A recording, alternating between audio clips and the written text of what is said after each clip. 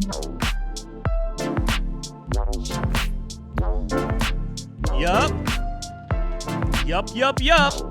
Here we are. We're drinking mud. That's coffee with some cacao stuff in it. What's going on, folks? Hi, my friends. How are ya?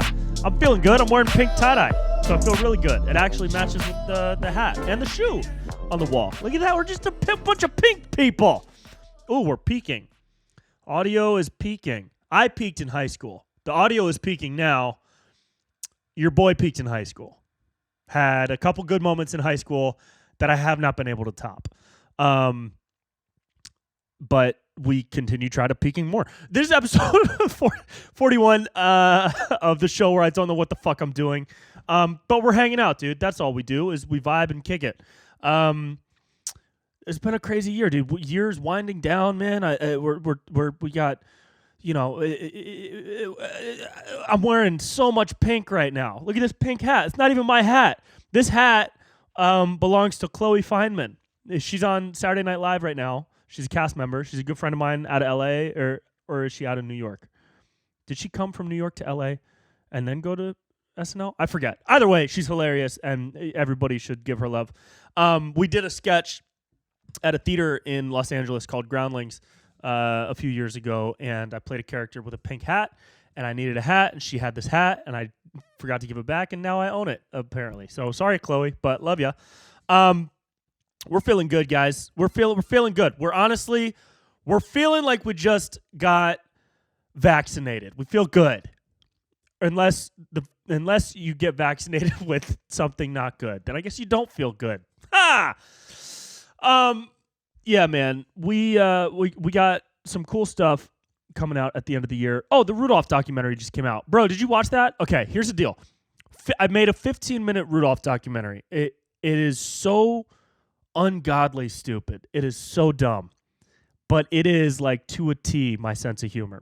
The whole thing is just like committing to the storyline, building that world. It was fun, dude. I had so much fun making that. The people that were in it were incredible. Nikki Howard, who you guys might have seen in some of my videos. Aristotle, who goes by Blake Weber online. He was blitzing. Pretty much his whole interview was improv. I knew what questions I was going to ask him because I wanted to shoot it like that. I wanted to shoot it like actual documentary style. So I wrote the questions and I had like the storyline and the arc in mind. But there were moments where I was just like, I would ask him a question without any warning. And I would be like, yo, so I heard reindeer used to call him a lot of names. What were some of those names? And then he just went off. That was his moment where he was like, oh, yeah, they call him bitch and pussy and red-nosed cunt fuck. Dude, he is so funny, man. That was hilarious. Blake is great. Nikki's great. Santa, the guy that plays Santa, is my friend's dad. So I needed a Santa, and I could have used like a fake costume and just gotten a buddy of mine to play Santa, like the guy that played Santa in my Eminem Christmas video from a year or two ago.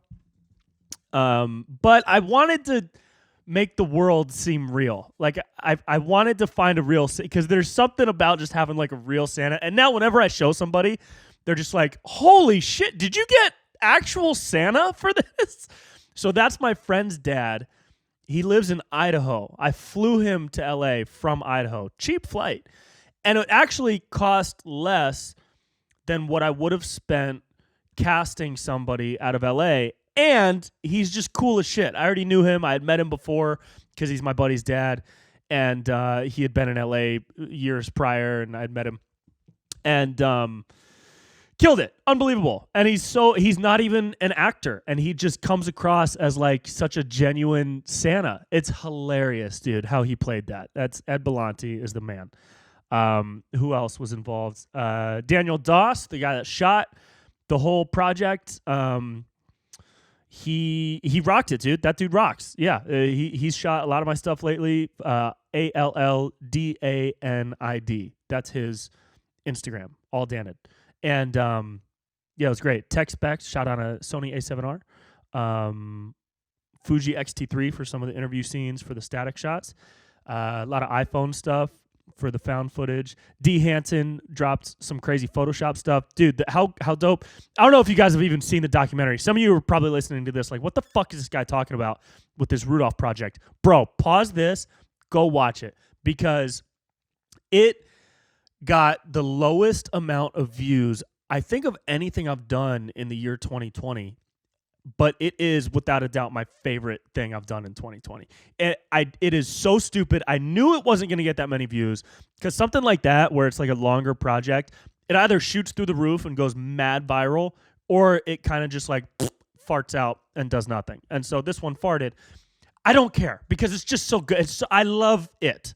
And I didn't make it for the clout or the numbers. I just made it because I wanted a documentary about the rise and fall of Rudolph, and I wanted to see Rudolph do OnlyFans, and I wanted to see Rudolph living in a tent under a bridge in Koreatown, which we actually did. I brought that tent to Daniel's house, the DP, and we set it up under a bridge, and a couple of homeless people across the street were looking at us the whole time like, what the fuck are these guys doing? And we didn't want to offend any of them or anything like that, so I didn't get any of them on camera. But man, that's some of the funniest stuff is that found footage stuff. Anyways, go watch it. It's a holiday classic. Rudolph, When the Glow Fades, an ESPN original documentary, only on Brent Pella's YouTube and Facebook channel and Instagram. But it's cut into a 3-part series on Instagram. And Red Glow is out now. By the time you're listening to this, the Red Glow music video. Rudolph featuring the Grinch in the style of 6ix9ine.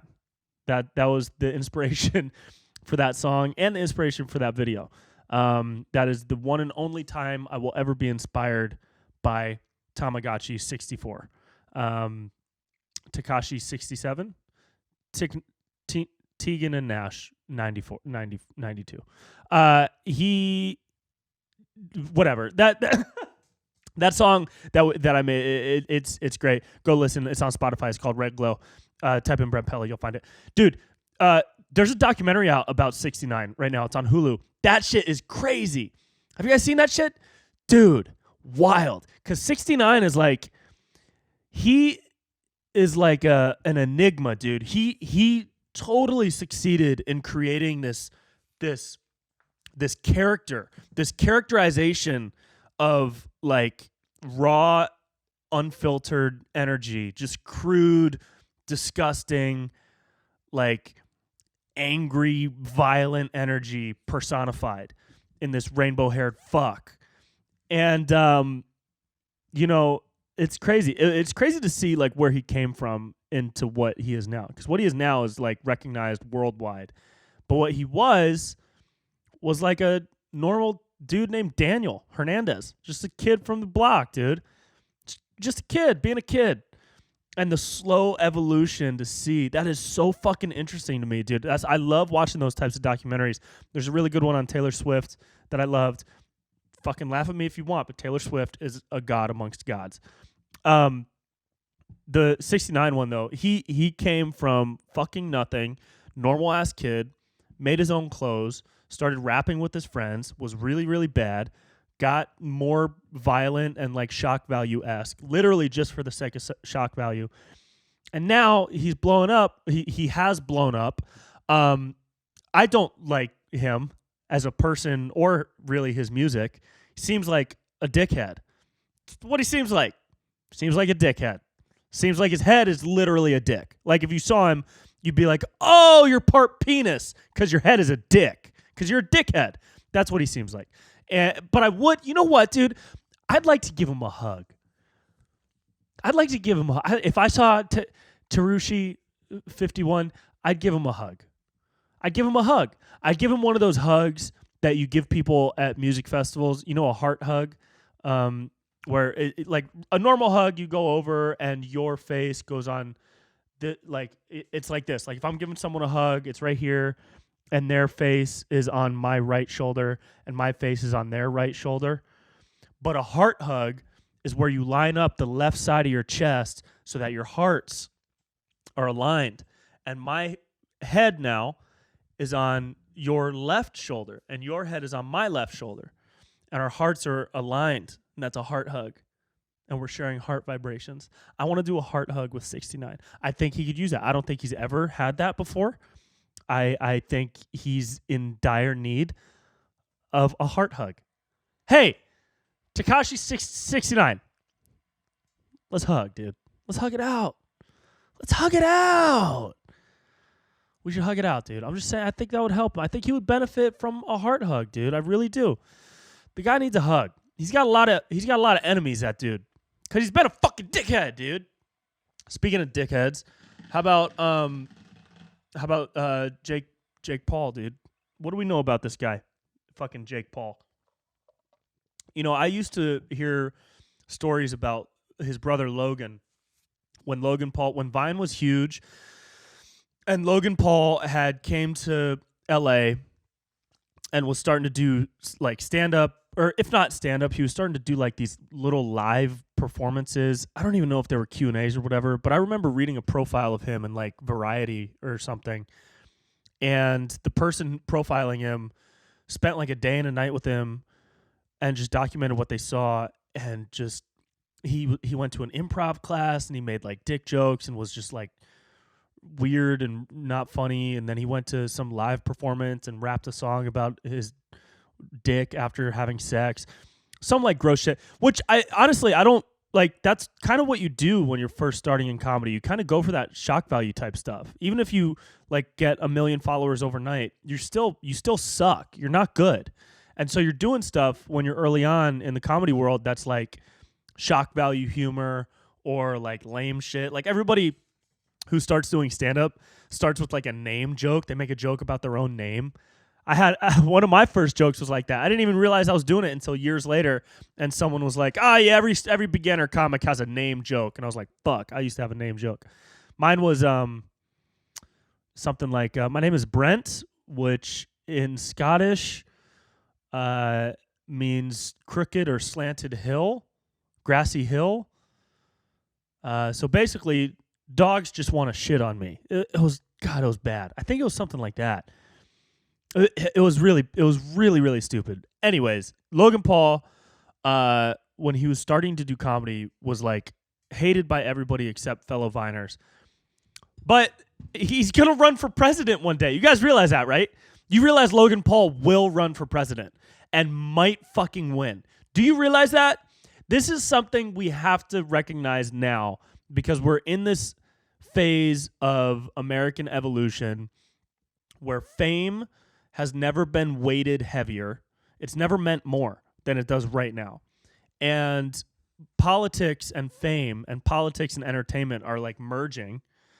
And people like Kanye and Logan Paul are going to start running. Logan Paul's going to run as soon as he turns 35. And he's going to put together a pretty fucking crazy presidential campaign. Because what else do you do when you've been seeking attention and validation your whole life? And all you fucking want is attention and validation. I have no idea if one of his priorities is to like spread joy and happiness and unity and like positive messaging. I don't know. Maybe because I don't really follow him, so I don't dive deep into his messaging. And all I really see are highlights of like, oh, he spoke out about Black Lives Matter. Oh, he spoke out about this cause. Oh, he's speaking out about athletes. Oh, he's apologizing for this. But I don't listen to his podcast.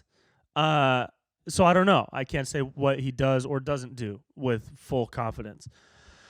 But all those dudes that are YouTubers and they're cocky as fuck and post shirtless pics and challenge people to boxing matches 24 hours a day and like post pictures of them with stacks of cash.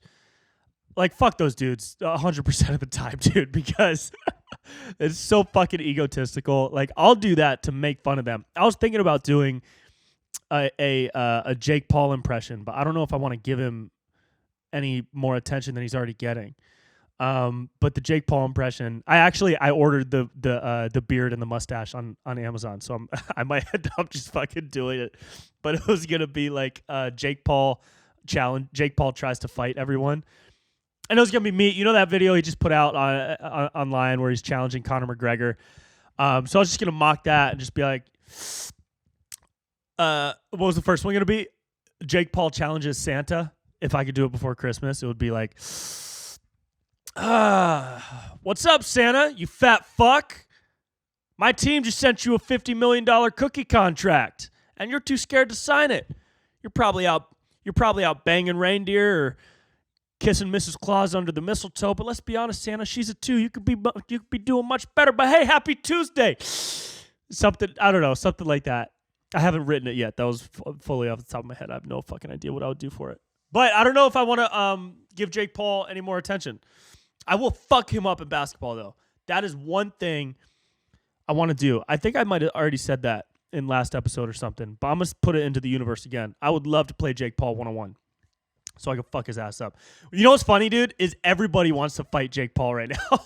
Every dude online wants to beat Jake Paul's ass. And you know what else? 99% of them would get their asses kicked because he's a boxer now. He's been boxing for years. You don't have to like Jake Paul to recognize that he's a good boxer. He's not great. He's not one of the greatest. Obviously, he's had 2 fucking fights. One against a guy who doesn't box, Nate Robinson. The other against some other fuckhead YouTuber. So he or maybe that guy wasn't a fuckhead YouTuber. I don't fucking know. Fuck it. Okay. He's a boxer though. So like all these people that are trying to challenge him and want to fight him. Like I saw Lance Stevenson, the NBA player, call him out after he knocked out Nate Robinson. Bro, Lance Stevenson, regardless of size, would probably get knocked out. If not knocked out, he would probably lose. Because boxing is so fucking specific and mathematical that if you've never boxed before and you fight somebody that has boxed once, you are going to lose because you don't know the mechanics.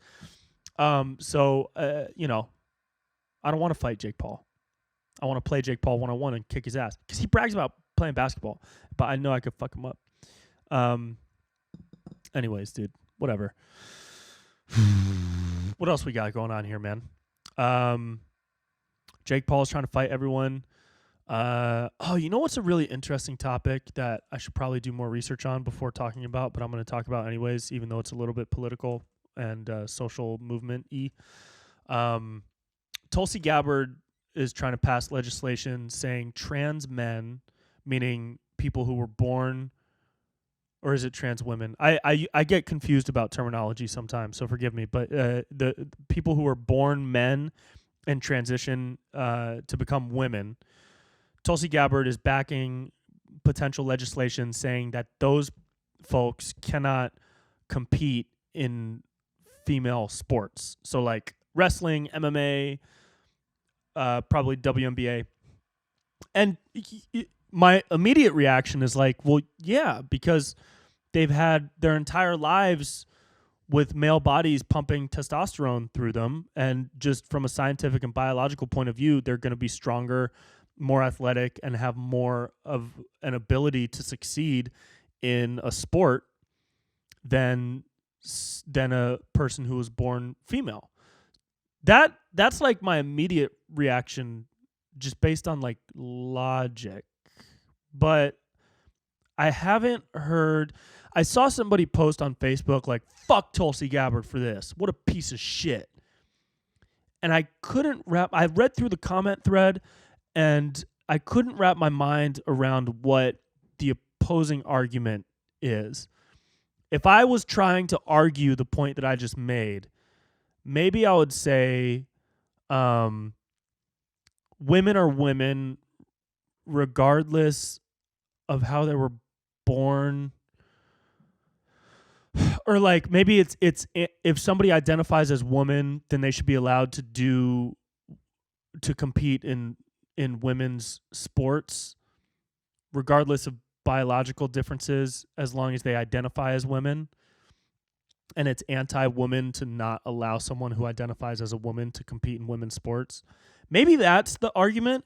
Again, I don't know. This is all, I'm just trying to like process my own thoughts here.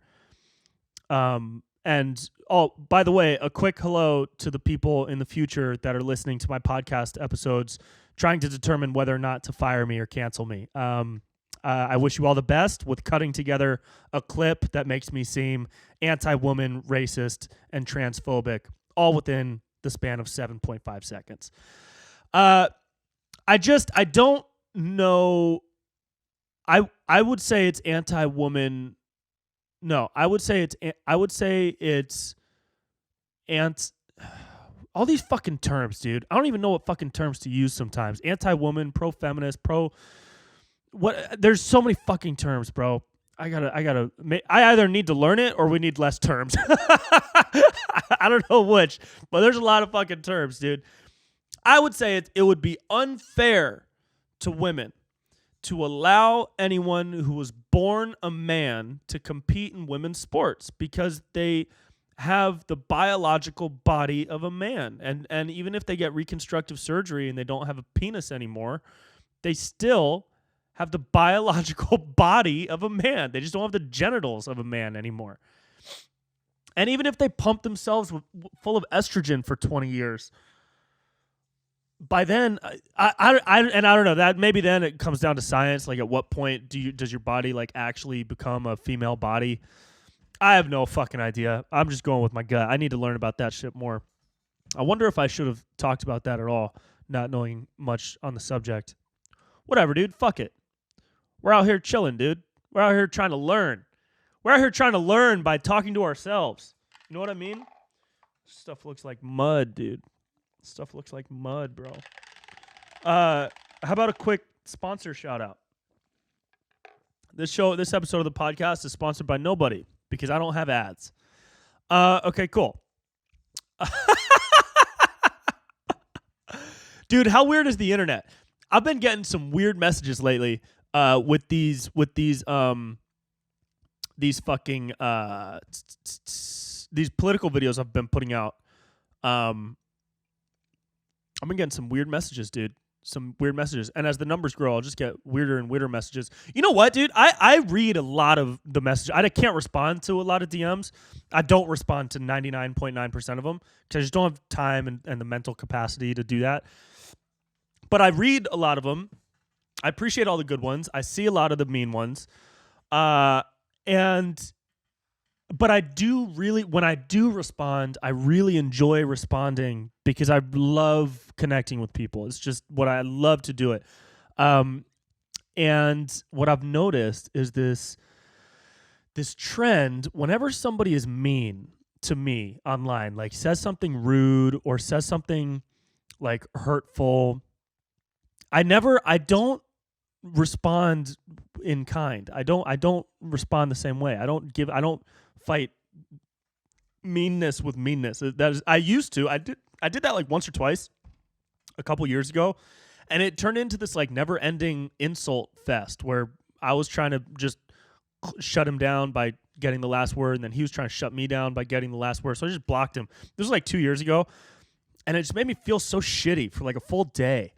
And I was like, man, I never want to do this again. If I feel shitty, does he feel shitty? Is he still thinking about this 2 years later, probably?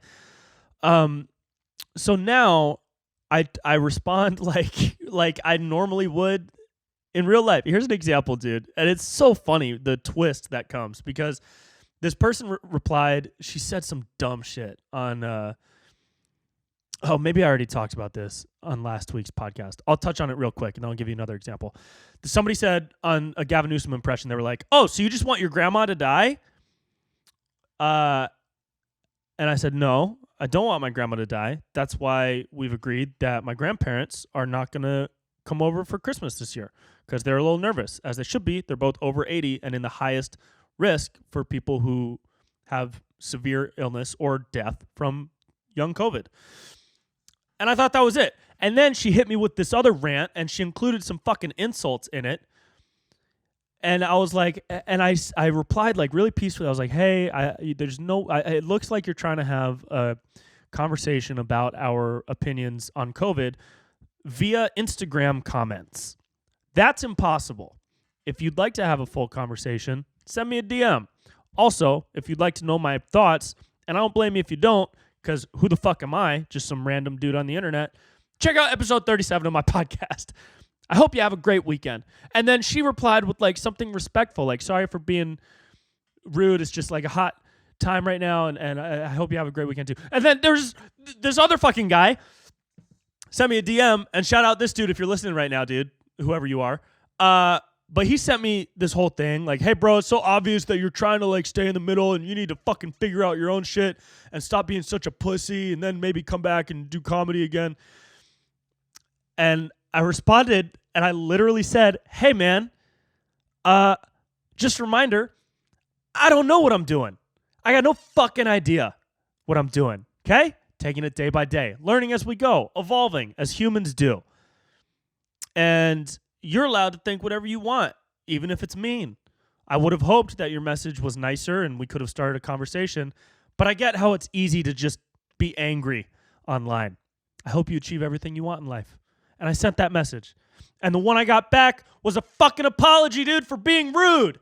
And it's like, why are we rude in the first place, bro? What are we doing?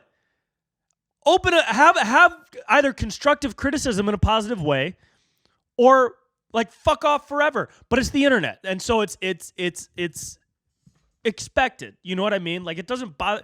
I'm about to say it doesn't bother me after I just like yelled for 5 minutes. I understand. But it's just funny how being anonymous on the internet allows you to be as rude as you want, to just be like a different type of person than you are. Like there are probably people that are actually nice, that are sending like mean, hateful messages. It's crazy, dude. Whatever.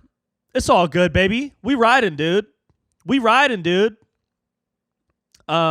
got more Gavins coming too. Oh, the Gavin shirts. Dude, the Gavin Newsom shirts are out. Damn, I should have put this at the beginning of the show. Right, well, I'll cut this part out and I'll put it at the beginning. Guys, Gavin Newsom shirts are out now. BrentPella.com/store. Limited time. I'm going to take them down fairly soon. Or maybe I'll leave them up forever. I don't know. But grab one. They're awesome. Really fun design. BrentPella.com/store. Men's sizes, women's sizes, different colors. Enjoy it. Okay. So, yeah, dude. We're okay. I think we're going to be all right. I think we're going to be okay. I think everybody's going to be fine.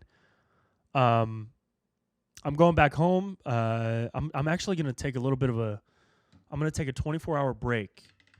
I've been shooting every day for the past 11 days and editing every night. And so I feel like I would like to see the forest. So I think I'm going to go see the forest for a day this weekend. And then I'm coming back from the forest and we go ride out into 2021, dude. I never really have New Year's resolutions. I never have resolutions.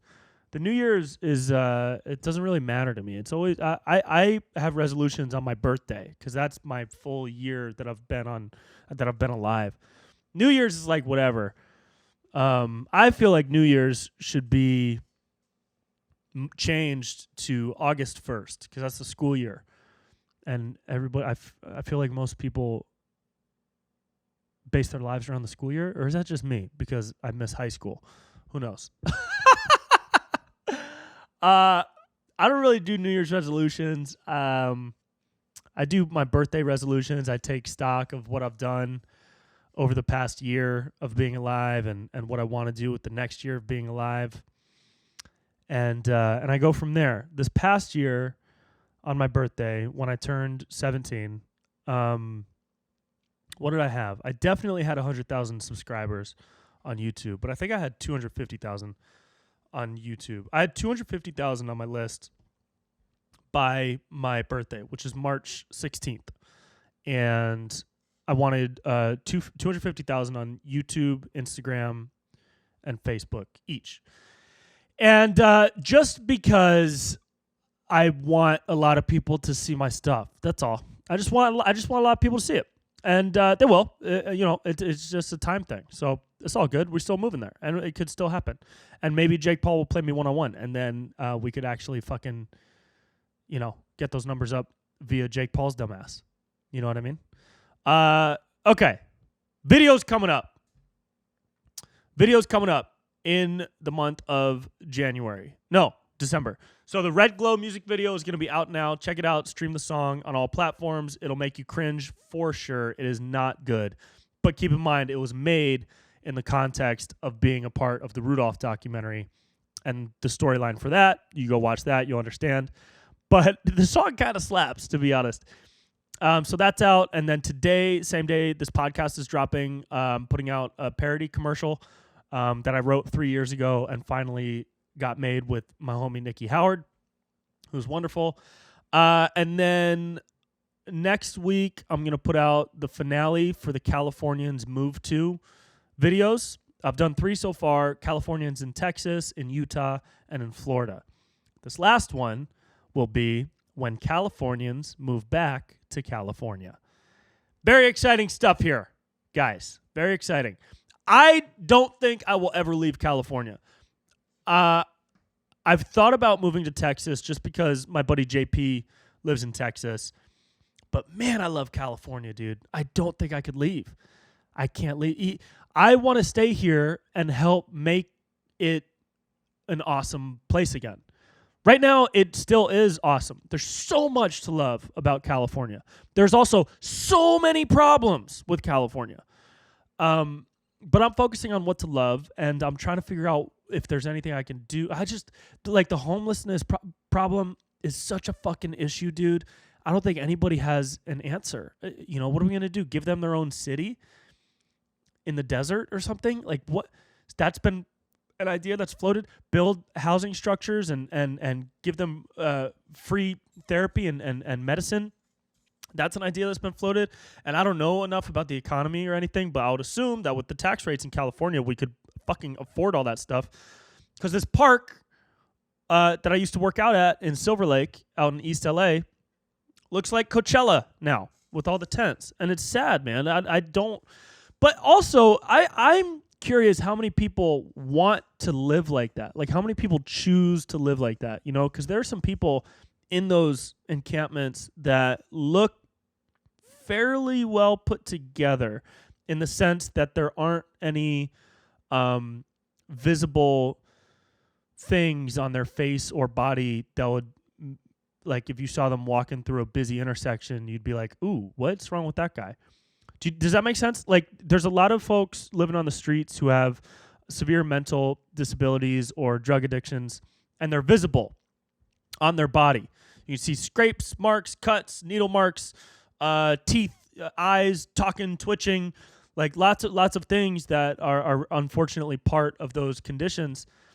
And I see a lot of people in LA living in these tents that look like my friends. Like, they're clean shaven somehow, and they got like clothes that don't look like trash bags. And I just wonder how many of those people are like having a tough time, so they're choosing to do that and like have this period of their life, or would rather live adjacent to society like that, as opposed to doing something like living in a subsidized housing. I wonder. This is just a wonder. This is a wonder. It's a Brent wonder. It's Brent's wonder, baby. So I don't know, man. I don't know. Garcetti ain't doing shit. Gavin Newsom ain't doing shit. These dudes need to fuck off forever and give everybody a bunch of money, because we're out here poor and struggling and making documentaries about Rudolph just to survive, you know? Guys, go watch the Rudolph documentary. Please, please, please watch the Rudolph documentary with the lights low and the sound up, and dive into that world with me, man, because I loved creating it. It is so stupid. It is so dumb. There's so many cringe moments. There's so many laugh out loud moments and silly moments that I absolutely love, and I really hope you do too. And check out next week's podcast episode for a best of episode.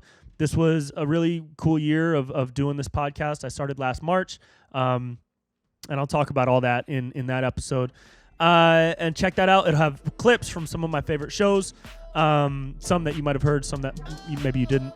And that's it, man. Drink some water and smile. You got a lot to smile about right now. You got a lot to smile about. The first thing you can smile about is the fact that you are literally breathing right now. That's pretty cool. That's something to smile about. Okay? All right. Have a good week, guys. See ya.